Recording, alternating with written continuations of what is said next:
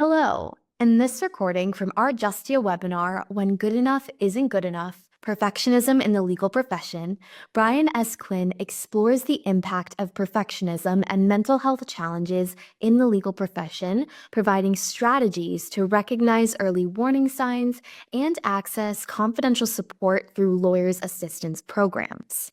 Remember, if you'd like to see more Justia videos on law practice and legal marketing, be sure to subscribe to our channel. Thank you so much, Nina. It's great to be here with you folks today. I'm going to share my screen and we can have this, hopefully it'll be good enough for us to have this presentation last for an hour. I know that it will. I've done this before. And it's great to be back with Justia. They do such a great job of providing high quality CLE programs to lawyers. I'm very proud and pleased to be a part of that. I've done many different programs, but I think that you might find this one hits home. I've been doing this for Lawyers Concerned for Lawyers since 2017. I have succumbed to realize that many people are still unsure of what a lawyer's assistance program, a LAP, as we sometimes refer to them, is, how to contact their local or state, well, I should say their state's lawyer's assistance program. Excuse me. So I need to spend a couple of minutes talking about lawyer's assistance programs because it really is a resource that if you're not familiar with it, you need to become familiar with it because it covers so many different aspects of a lawyer's life and the services that are provided by lawyer assistance programs are really vast. And in many states, they are not just resources for lawyers and judges and law students, which you might take for granted. It goes beyond that. Our state, for example, offers any of our services to family members of lawyers, and we don't even limit it to household members. It's anyone who can, in the extended family of an attorney in Pennsylvania, qualifies for our free confidential services. You see that word confidential? This is the Lawyers Concerned for Lawyers of Pennsylvania. I'm using this as an example. Every state's got their own, I suppose, services slide. This is not what our website looks like, but most of the states have wonderful websites, and the American Bar Association has a directory of lawyer assistance programs. So no matter what state you're in, you can find that program, and I hope you will, so you can find out what services are offered in your particular state. Confidentiality is really paramount. Many states follow what we consider to be our lead in Pennsylvania by offering a personal approach to answering that helpline. We have a person answer, no voicemail, 24 hours a day, 7 days a week, 365 days a year. Because lawyers are obviously quite concerned about confidentiality. They don't want to leave any identifying information, want a voicemail. So we understand that not all states have the ability to do that. But I say this to you right now. I don't care what state you're in, and I know there's lots of states represented here today. If you ever have any questions and you're unsure of how to contact your local state's program, call our program. This material is available to you. It's part of the written materials. It's in the beginning. It's at the end. Feel free to contact Pennsylvania. We'll help you. We have a relationship with every lawyer's assistance program in the country. So please feel free to do that. We protect your identity. We protect your information. And it's important that you know that. You don't even have to tell anybody your name. I'm having problems contacting the lawyers program in whatever state it may be. You don't have to tell anybody your name. Nobody's going to ask your name. Nobody asks your name. It's not necessary. And we're not all the same. Once again, there's a connection between what we do and disciplinary matters, to the extent, and only to the extent, that many states have an exception to the duty to report misconduct. So be familiar with the rules of professional conduct as it relates to that duty to report misconduct. And if there's an exception in your state, and any state that follows the ABA model rules of professional conduct do have that exception, where it protects any information gained by a lawyer or judge while participating in an approved lawyer's assistance program. While participating in the program, not while discussing it with another lawyer that you know, or someone in your firm, or the employee assistance program in your office or your company. They're not part of the lawyer's assistance program. They're not, and any information that they receive from you is not protected. So please understand that, because the courts put that exception because they understand that lawyers are hesitant and reluctant to reach out for help. It's the personality. And I want to talk about lawyer personalities and how they impact all these things. So that's why they want to encourage people, because the main topic for today may be perfectionism, but there are other problems that we face every day as lawyers, whether we know it or perhaps don't. So, when I say the lawyers, the problems we face today, I don't necessarily mean literally today. I'm talking about our profession has been at an increased risk to develop problems with alcohol, drugs, and mental health issues for many years. So I want to examine the issues that impact far more than this thing called work-life balance. In many cases, they impact our lives, our very existence, and the lives of our families, our clients, and our colleagues as well. So back in 2015, the American Bar Association decided it was time to take a closer look at these problems. So they asked the Hazelden Betty Ford Foundation in Minnesota to assist them in really having the first scientific study of its type conducted in this country. And that was done by Patrick Krill, a lawyer and a certified drug and alcohol counselor who was with Hazelden at the time. And Krill, having both lawyer and medical training, was able to put together a series of questions that he asked to over 13,000 lawyers throughout the United States, and he got his results back, analyzed them the same way a medical practitioner would, a drug and alcohol counselor, using the DSM, the Diagnostic and Statistical Manual, used by medical professionals to diagnose these types of disorders. And when he did that, he came to some conclusions, some of which are on the screen right now. And when he finished it, he said that his conclusions were incompatible with a sustainable professional culture. When you find that 28% of all lawyers suffer from depression, and Krill did not mean the ups and downs of everyday life, the mood swings that we all have as lawyers. He's talking about people who would otherwise have qualified if they had presented to a medical professional, they would have qualified under the DSM for a diagnosis of depression disorder. 7% of the population in this country suffers from depression. Here we have 28% of all lawyers. Same with stress and anxiety. Elevated rates of clinically diagnosed depression, stress, anxiety. Not just people who take a survey. How do you feel today? I feel anxious. I feel stressed. Okay, we'll add that to the anxiety numbers. When you do that, and there are surveys that do that, the numbers are quite high. They're in the 60, 70 percentile for some of these disorders. So Krill, as I said, did not do that. So another survey was done like that. And this was done by ALMintelligenceandlaw.com. It was done in February of 2020 and revised twice since then, in 2022 and 2024. And you can see that the overwhelming majority of legal professionals believe that their mental well-being is worse off as a result of their chosen career. 74% feel the profession has had a negative impact on their mental health.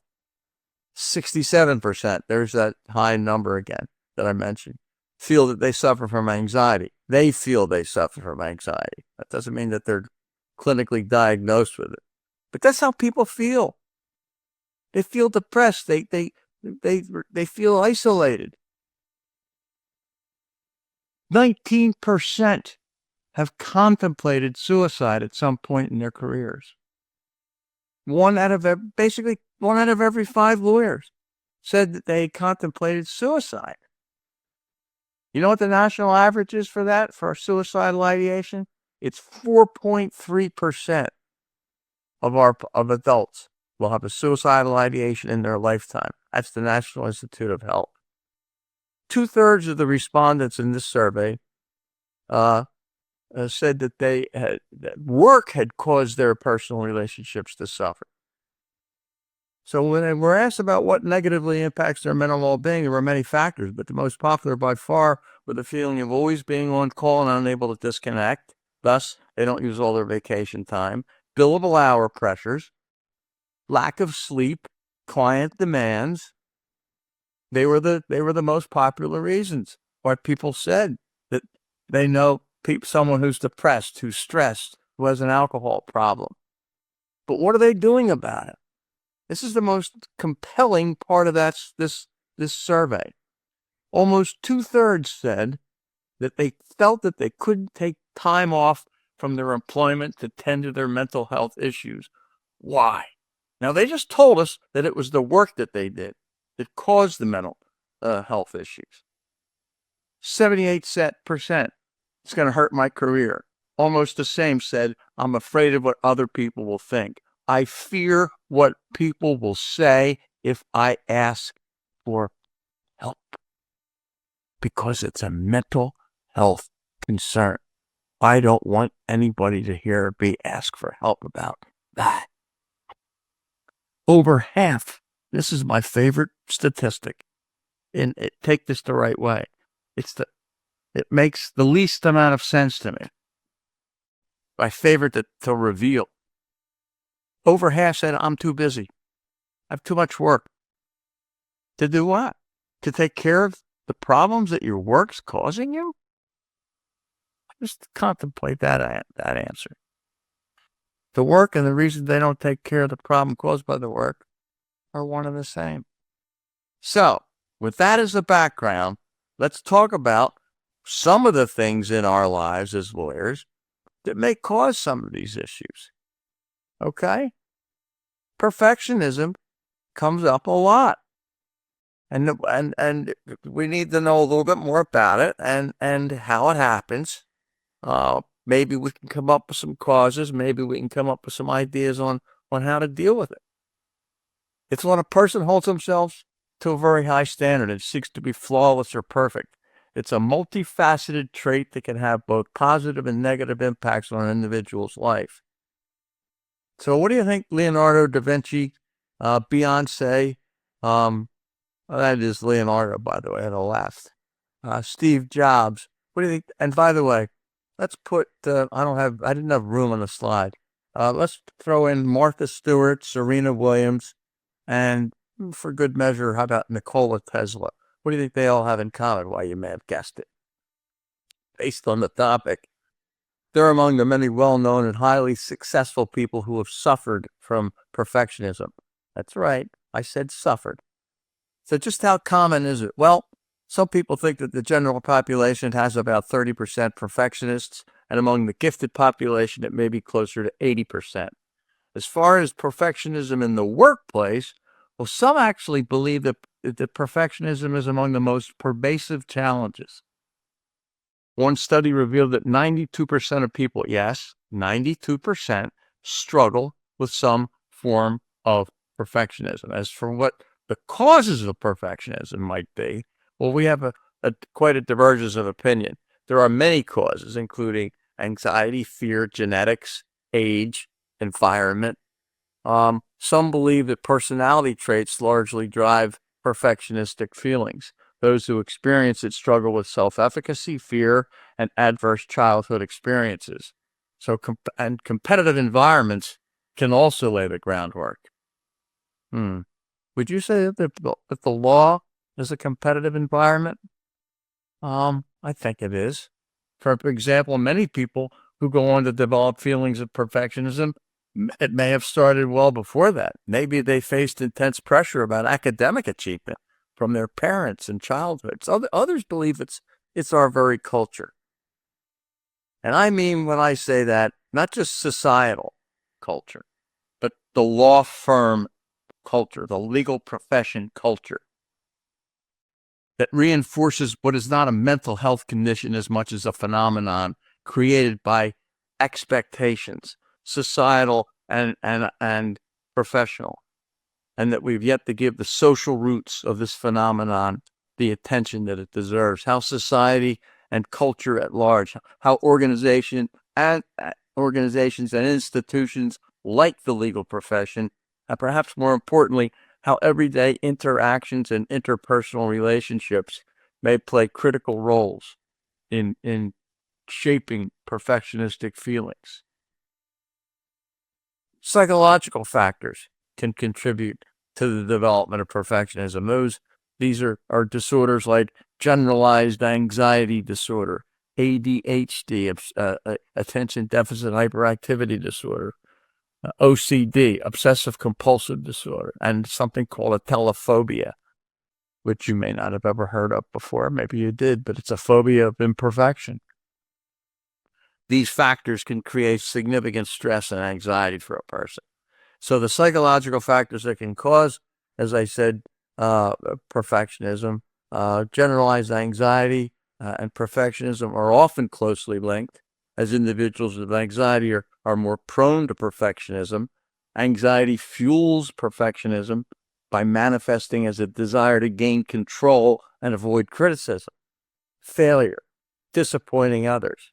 So this contributes to an increased feeling of pressure and a relentless pursuit of perfection, which creates a vicious cycle in which anxiety and perfectionism continually feed off of each other. This thing called atelophobia, this is an extreme fear of imperfection. And like all phobias, it has a severe impact on a person's life. The difference between generalized anxiety surrounding perfection and atelophobia is that generalized anxiety causes worry and stress about a variety of things, whereas atelophobia is focused solely on the fear of imperfection. And 12% of adults and 19% of adolescents in the United States experience a specific phobia like atelophobia. OCD and ADHD are often associated with each other. With respect to OCD, it causes obsessions, intrusive thoughts, compulsions. So somebody with OCD-induced perfectionism, it might present itself as obsessive thoughts about performing well in a given situation. Maybe it starts with, about in childhood, in school, compelled, rather obsessive thoughts about performing well on a test, but you bring it up to the law firm or the legal profession, and it can be compulsive preparation, compulsive, obsessive thoughts about what may go wrong, what problems I may encounter, and it goes beyond just good preparation. As I said, it can become an obsession. And ADHD is really also something that we see with perfectionistic tendencies, because it's a way to compensate for the ADHD symptoms that people have. They use that. It's called ADHD masking. So it can be a way for a person to meet expectations, fit in, avoid criticism and judgment despite those symptoms. Remember that Krill study I mentioned earlier that I suggested was a baseline for lawyers? Krill found that 12% of lawyers suffer from ADHD. Some people think that environmental and developmental factors are important. Cultural factors can foster perfectionism when a person seeks perfection as a coping mechanism to fit in or to avoid criticism. It creates an unrealistic expectation that leads to a culture. And think about this in the legal profession or law firm setting, a culture in which perfectionism is rewarded and praised by authority figures or peers, where the senior member of the office or the firm, is passing out the back slaps and that a girl, that a guy, that a boy. It's something that, wow, that feels good. I like that. I want more of that. Or they think this is what I'm about. I need to do this. I need to do this. This is the way I am. This is all because I do what I do. It can lead to competition, feeding more perfectionism, and by the way, more stress. Likewise, developmental experiences during childhood and adolescence can sow the seeds for perfectionism to develop. And as I often have mentioned during this program, think about some of these things, not necessarily about yourself, but maybe what's going on in your home life with your own kids, grandkids, whatever the case may be. Attitudes and expectations about performance and success, as well as the perception that love has to be earned through achievement. Children can experience pressures in the academic environment that can lead to perfectionism, particularly when expectations of excellence are high. So I mentioned earlier, when I referred to societal expectations that are placed on us as lawyers and as human beings, it just simply can't be overlooked. Cultures that value achievement and success are likely to contribute to perfectionism. The law firm culture values achievement and success and will contribute to perfectionism. There's a difference between excellence and perfection. I didn't say cultures that value achievement and success are contribute to excellence. Great.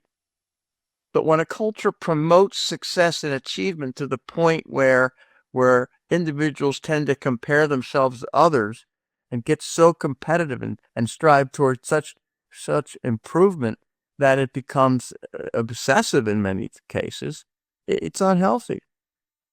As I call it, the name of the program, what good enough isn't good enough.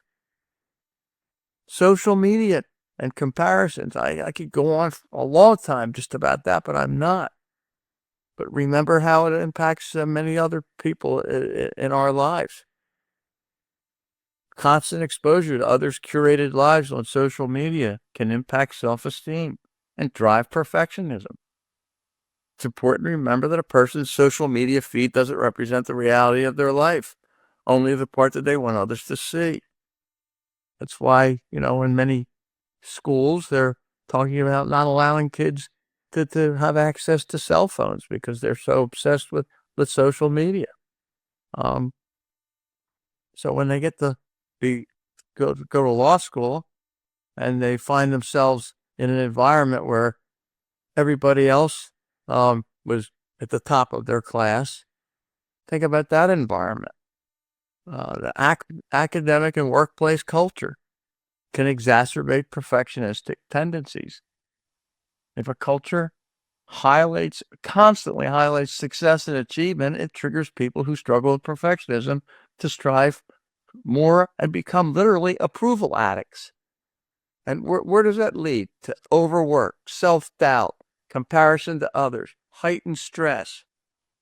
So when a person is acknowledged for their overwork and perfectionism, you got into the office what time? And you stayed how late last night? My goodness. Great work. Great job. Hey, everybody. Did you hear that? Such and such just was here till midnight last night and got in at 6 o'clock this morning. Yeah. Good job. That's it. So when you have this, it's especially true in our profession. So I'll try to talk about it some more. I don't want to overlook parenting styles, but I don't want to get stuck on it either. How it contributes to perfectionism in children. If you have an environment where love and approval are perceived to be conditional on achievement and success, what's going to develop then? Kids are going to develop a belief that they have to perform well to earn love and acceptance, and that they have to avoid criticism from their parents at all costs. So early academic pressures cause perfectionism. The law school culture is highly competitive now.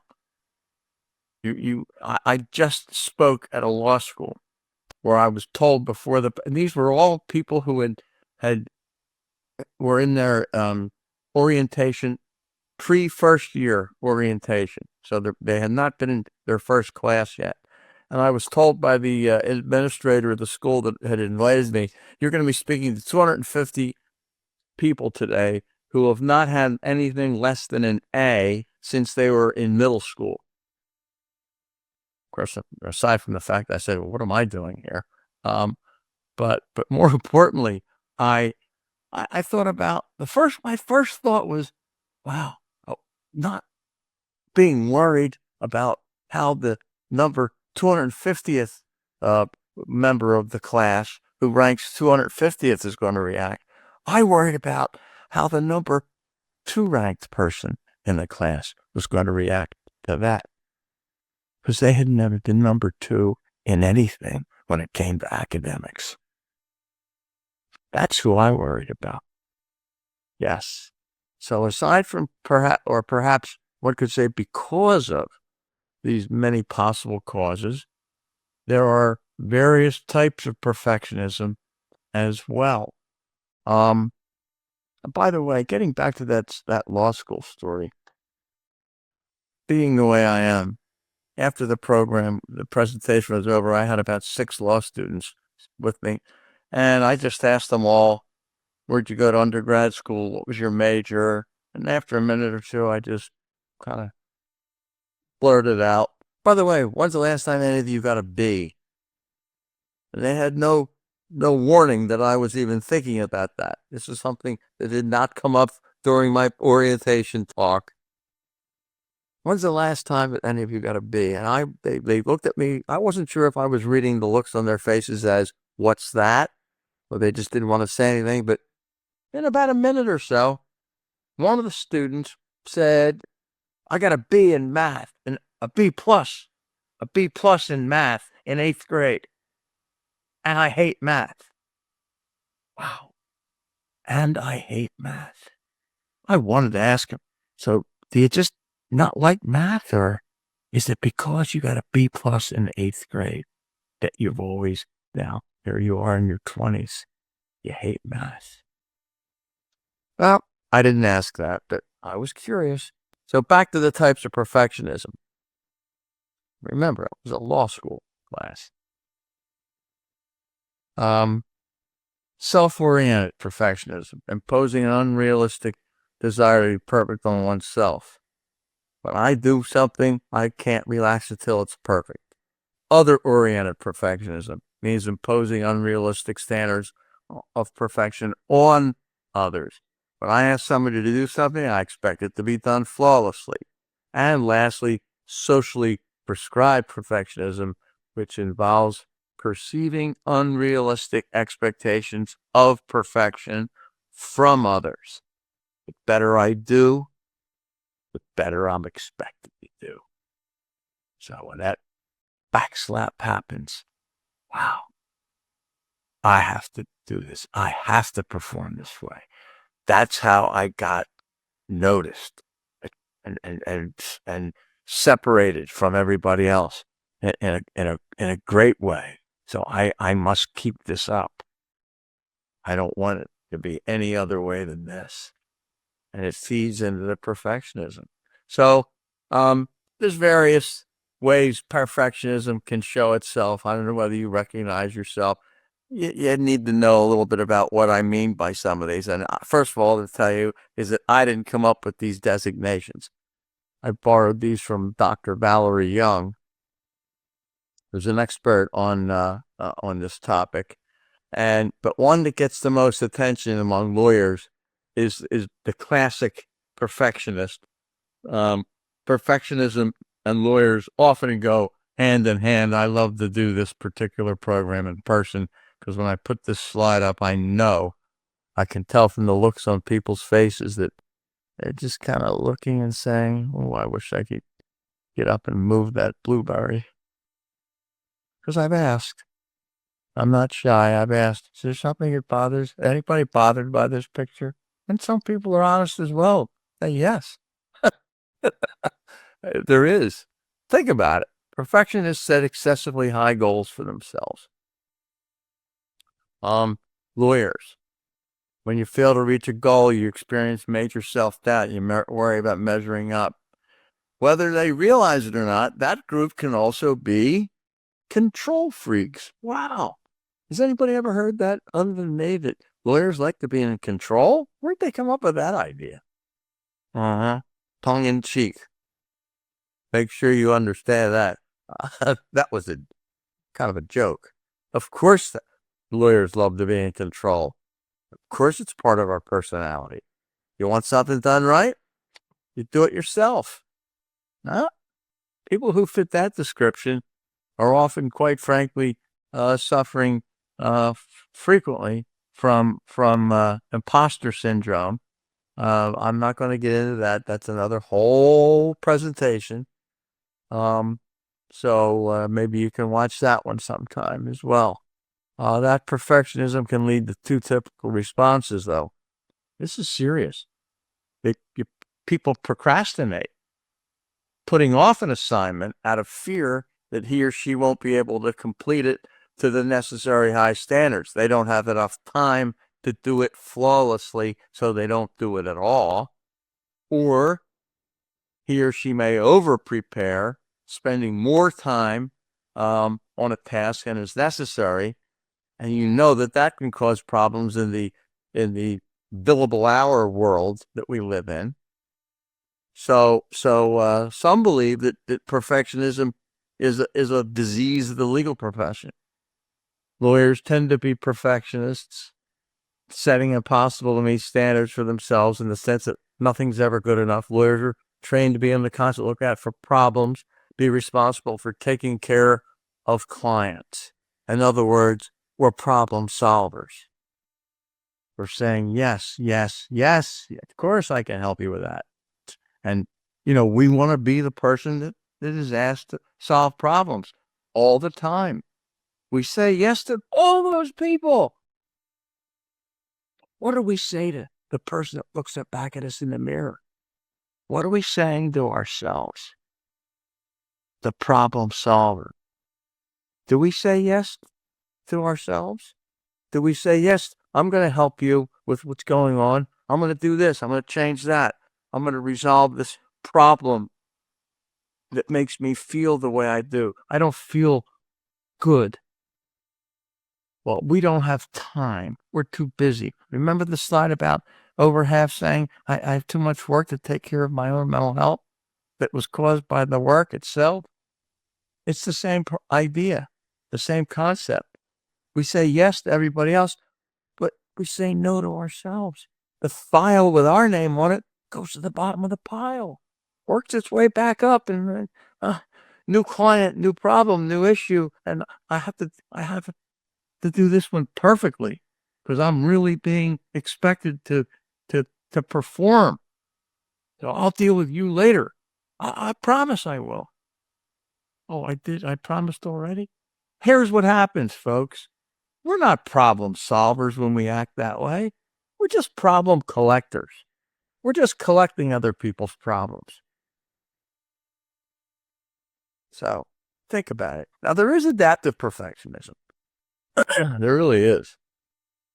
Even though the law demands acute attention to detail, and I understand that the price for making a mistake can be millions of dollars. So lawyers can be served well professionally by perfectionism to an extent. But if that perfectionism makes you feel like your work is never good enough, that sort of perfectionism is a major risk factor for burnout. So you need to look at your core beliefs. And if those beliefs include ideas that prevent you from admitting there's a problem or from seeking help, if you think that your work has to be 100% or perfect 100% of the time, the truth of the matter is that it's never going to be perfect, 100% flawless, and there's never going to be a perfect time. The sooner you're able to accept it, the better off you're going to be.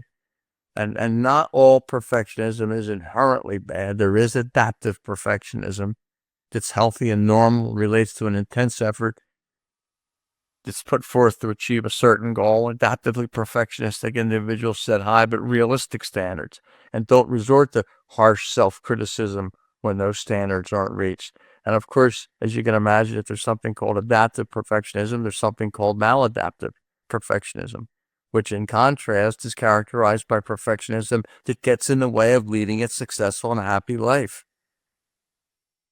Obsessions like going back to school, the straight A obsession is an example of this.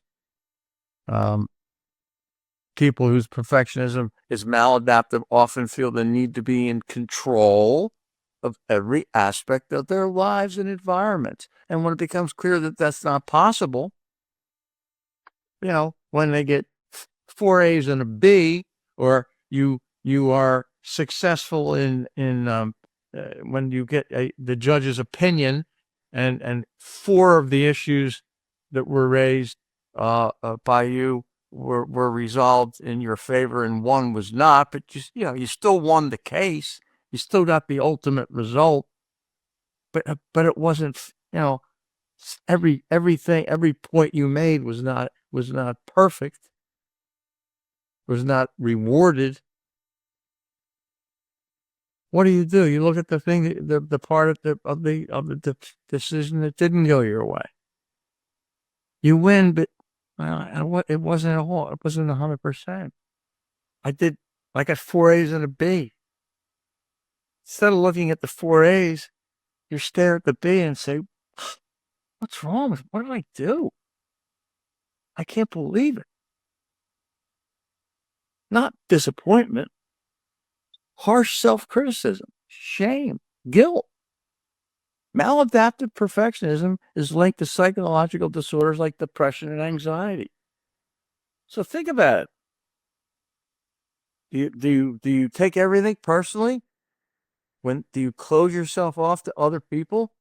Are you part of this all or nothing, black-white way of thinking? You have a history of always wanting to please other people? You always have to be in control of your feelings and your emotions? Think about some of these things. These are some of the warning signs of whether your perfectionism is out of control. You may qualify to be the super person. Maybe that's what it is. The people who experience this are convinced that they're phonies amongst their real deal colleagues, and they push themselves harder and harder and harder. They have to work to measure up. And sometimes it's just a false cover up for their insecurities.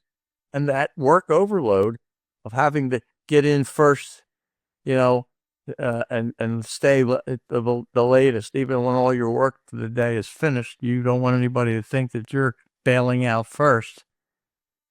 Downtime is wasteful time in your mind's eye. You get stressed when you're not working. You leave your hobbies and passions fall by the wayside, sacrificed to work. Work first. You stuff your feelings. You don't give yourself a chance to experience the pain and emotional issues that we all face as human beings. Maybe you're the natural genius. Maybe everything comes easy to you. And if it doesn't, if you encounter something that you can't master immediately, in other words, if it takes a long time for you to master something, you're not just unhappy, you're ashamed of yourself. Because you were always straight A, gold stars, told you were the smart one. Does your confidence tumble if you have the slightest setback? excuse me, maybe you're the natural genius. The soloist is simple. They simply think asking for help is for phonies. So I don't need anyone's help. That's it. That's the best way to describe the soloist. You feel like you need to accomplish things all on your own. And the good old expert, they measure their competence based on what and how much they know or can do. And they believe that they will never know enough. And they don't want to be exposed as inexperienced or unknowledgeable. I'm not saying that we can't learn more. Always striving to bulk up your skill set is going to help you. But if you take it too far, which is really what all these issues are about, taking things too far, the tendency to endlessly seek out more information can actually be a form of procrastination. So, I'm not going to talk about imposter syndrome other than to tell you that it often goes hand in hand with perfectionism. It occurs among high achievers who are able to internalize and accept their success, and they think that their accomplishments are due to luck rather than ability, and they fear that others will eventually unmask them as frauds. Okay? And it's not really a syndrome because it's not a medical condition. It's more of a phenomenon, as I said. As with maladaptive perfectionism, imposter syndrome negatively impacts people's work and personal lives in many ways. It instills self-doubt, low self-esteem, impedes career growth. It stops people moving outside their comfort zone to take on more challenging roles and projects. And even if, I'm not talking about just young lawyers, by the way. At a senior level, it hampers leadership and management. It impedes decision-making and innovation, and eventually it can affect your mental health, with overwork and mental burnout occurring quite often as you increase your need to keep others from finding out what you believe to be undeserved praise and recognition. And constant diet of that's going to make you stressed out, anxiety, burned out, and probably cause you to isolate. So, yeah, perfectionism, if you ever feel like this, and it's not just, this is really something that you need to be honest and objective about. When you receive a compliment, are you worried that you don't live up to it? You think you have to trick people into thinking that you know more than you really do. And when you have a task, do you feel as if fear of failure is pushing you to perform that task and to complete it? Or do you feel pulled by desire to do your work, to be a caring, empathetic problem solver? If that transition starts to happen, feeling pushed by fear, not pulled by desire, you've got to stop and take a step back and think about this. That's the one that I think really we overlook. What is really going on inside? Am I afraid that I'm not going to be considered a problem solver, someone who is a go-to lawyer, available 24/7? And if I'm not that, then I'm just not I'm not worthy of anything. You feel like almost perfect is the same as failing. And you only remember your failures. You never seem to remember your successes. You get so focused on the end game, the goal, that you can't enjoy that process. That being pulled through a tough case or a tough matter, a tough client with desire. Only the best. Anything less than that makes you less than, inferior, and ultimately can cause you to be depressed. Or do you fall into that procrastination situation that I mentioned? And of course, you always think, I could have done better, always. Or do you get so rigid? I have this last thing on this particular screen. So rigid and self-critical that you isolate, you avoid interactions with other people. You want to just stay by yourself. Lawyers love to do that and have been doing this for a long period of time. It goes, it's part of the legal profession, unfortunately. When lawyers start to feel these things about themselves, they isolate, they avoid interactions.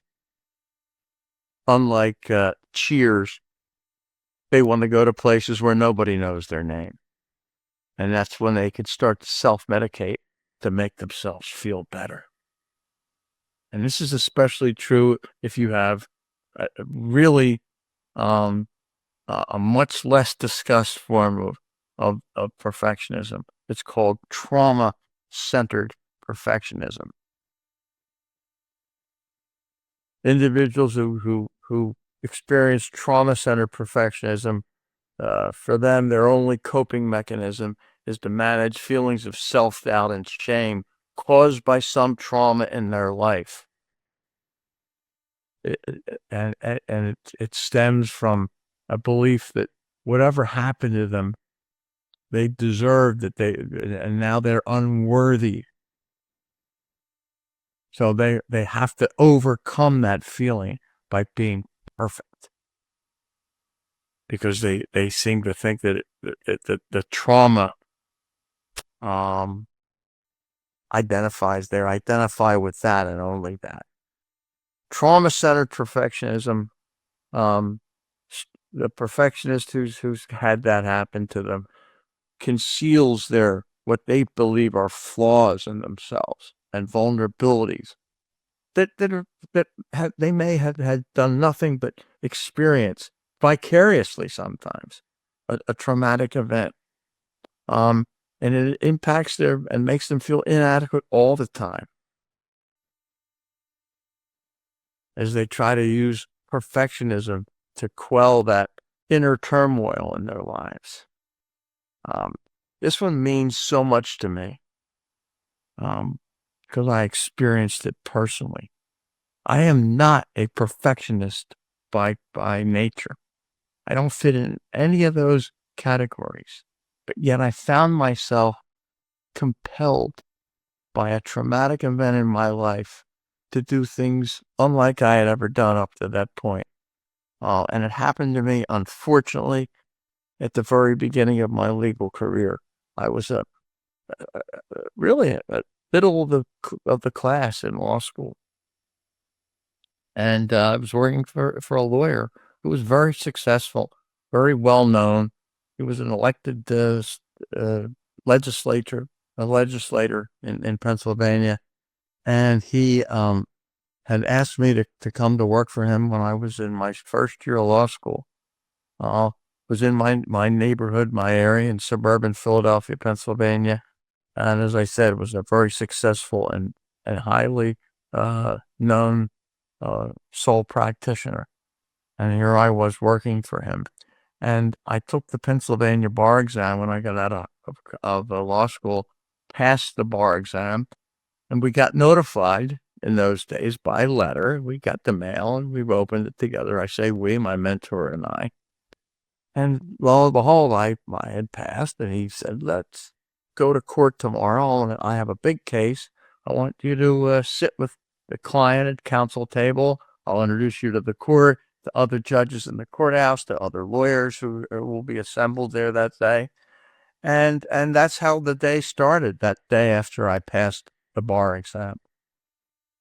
But unfortunately, it didn't end that way. My mentor got up to give his presentation. And about 5 minutes into that presentation, he fell to the floor of the courtroom dead of a heart attack. I watched him die. I watched him take his last breath. I felt helpless. He was 43 years old. He was a young man. No one thought this was going to happen. And unfortunately, in those days, it was 1973. This is over 51 years ago. And it's still the most traumatic, impactful moment of my life, bar none, including the death of my own parents hasn't impacted me like this because of the way it happened and how I was exposed to it. I watched him put his body in a body bag and take it from the courtroom. And all I had was his briefcase and his car keys, and his family said he had a wife and 3 little kids. Brian, George was grooming you to become his associate. You've got to take over the practice. We need your help. And that's how I thought of it. I had to do everything to overcome this extreme feeling of I don't belong and I'm not good enough. I had to overcome that with trying to be perfect in everything I did, because after all, these people were counting on me, not just my clients, but the family of my deceased mentor were counting on me. So I had to overcome all this by just going overboard. And it got to the point where these feelings overwhelmed me, and I developed anxiety and stress and panic disorder and anxiety attacks to the point where I couldn't even go into courtrooms because I was in fear of what was going to happen to me, like what had happened to my mentor, even though I was even younger than him, but just a man in my 20s. And it started right away. And it led to catastrophic situations in my life because it wouldn't go away. And I had to pretend that it didn't exist. I certainly wasn't going to say anything to anybody about how I felt, what was going on in my life, how it was destroying me little by little, because I was using alcohol and drugs to make those feelings go away. I was in distress and I didn't even know it. I couldn't put my finger on it, and I lost everything. I lost all of my my family life, my financial life, my legal my law practice, everything. I couldn't function any longer. I had become an alcoholic, a drug addict, and I had kept it hidden from so many people for so long. Well, and I lost my home, my office to foreclosures because I couldn't function. I couldn't pay my bills. I was too addicted at that point in time.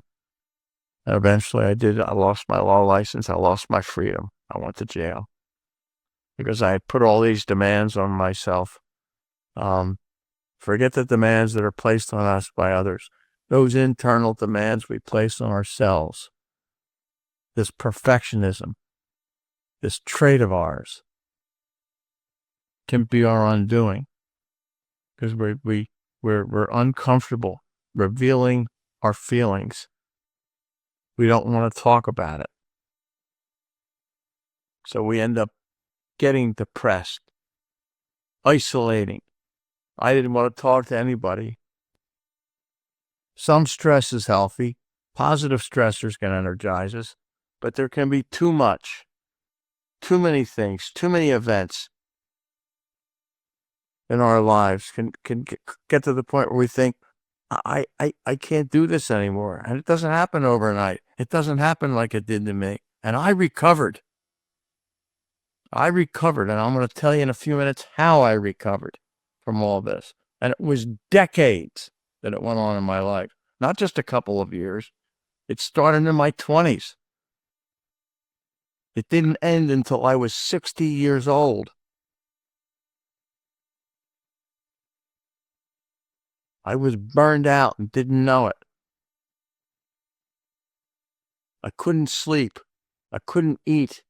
I couldn't do anything. I couldn't take care of myself.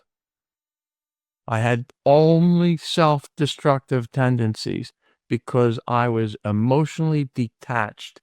I thought, what will people think? What will people think about me if I ask for help?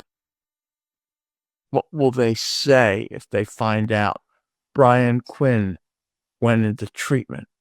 for addiction because he has mental health issues. Instead, I kept doing it to the point, as I said, where my discipline was inevitable. And as I said, eventually it did come to losing my license for 5 years, from 2010 until 2015. And during one of those years, I was incarcerated for my third driving under the influence case. So we've got to come up with things to do. We've got to be realistic in our goals, folks. Realistic. I want you to take a look at these materials. I want you to take these set of PowerPoint slides and look at them and read them and focus on things that maybe will touch a base with you and say, yeah, I know how that feels. Touch that nerve. Maybe I have control issues.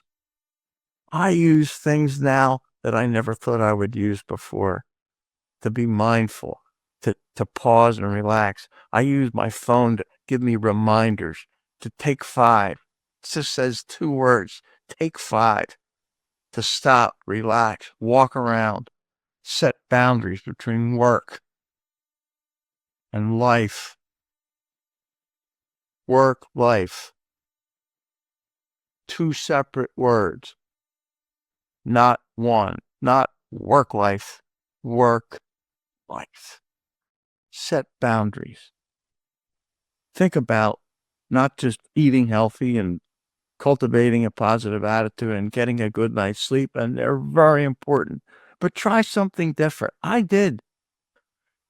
I really, I never thought I could meditate, ever, but I have an app on my phone that helped me go from a minute to, 1 or 2 and 3 or 4. That's what I did. I'm not here to tell you, hey, if you meditate, all this is going to go away in your life. There's more than that. This one takes a minute. I get notified every day at 8:30 in the morning, and it's simply on my phone. It says, what are you grateful for today? Just that simple. I stop. Starts my day off thinking about other things. I write them down, literally. It's a gratitude journal. Gets me started with a nice positive state of mind. Social comparisons, I've talked about that already, about things not always appearing what they appear to be, seem as they appear to be. A chance for success, don't isolate. Don't do what I did. I'm the one who only went to places where nobody knew my name because I didn't want them to know. What's that lawyer doing in here having a drink at 10 o'clock in the morning? Give yourself a break. Reward yourself. When things don't go right, have a healthy response to mistakes. I'll get it next time. I'll do better. Being excellent does not mean being perfect. They're different. And don't be ashamed. Don't be embarrassed.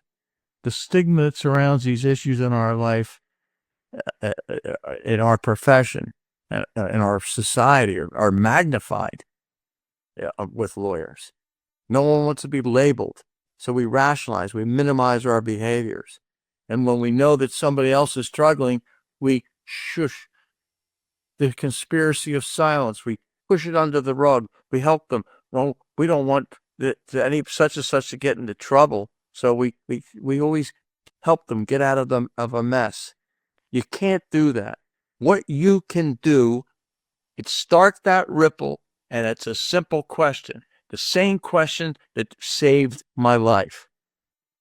Brian, is there something going on? Is there something wrong? Is there something I can do to help you? I had said no to that. I'm not saying it's easy, but you never know when that person is going to say, yes, I do need help. And what you can do is pick up the phone and make a phone call, like someone did for me. And I said, no, don't call anybody. I can work this out for myself. I don't need anybody's help. And if you're the one at the other end, don't say it's none of your business. We're in this together. It's all of our business. We're lawyers. We impact society every day. I call this my big five about expressing gratitude for what you have. 1 hour a day. You know how much that is in your life? 4% of your life is an hour a day. Is that too much to ask to take care of yourself? Remember, let go of fear. Don't be afraid. I said yes. It saved my life. That was 16 years ago.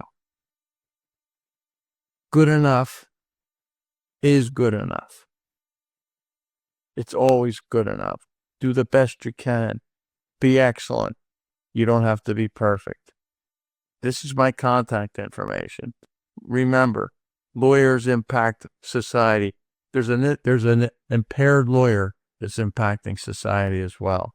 So let's pick up the phone, make the calls that may save somebody's life. Thanks for letting me be here again today. Have a great day.